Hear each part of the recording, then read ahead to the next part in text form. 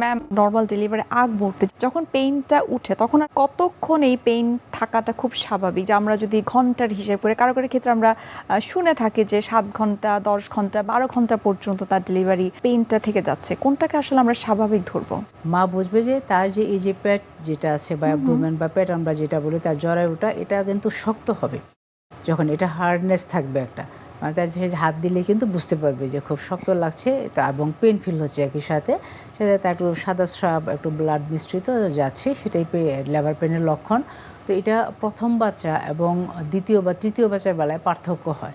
প্রথম বাচ্চার বেলায় কিন্তু একটু সময় বেশি লাগে, টোটাল মানে সর্বোচ্চ আমরা বলবো 6 থেকে 12 ঘন্টা, মানে সূর্যোদয় থেকে সূর্যাস্ত 12 ঘন্টার বেশি যাবে না। আর দ্বিতীয় বা তৃতীয় বাচ্চা একটার পরে যে ডেলিভারিগুলো হয় সেগুলো 6 ঘন্টার মধ্যেই আমরা সাধারণত ধরে নিই যে 6 ঘন্টার মধ্যে ডেলিভারি হবে, এটা আমরা এক্সপেক্ট করি।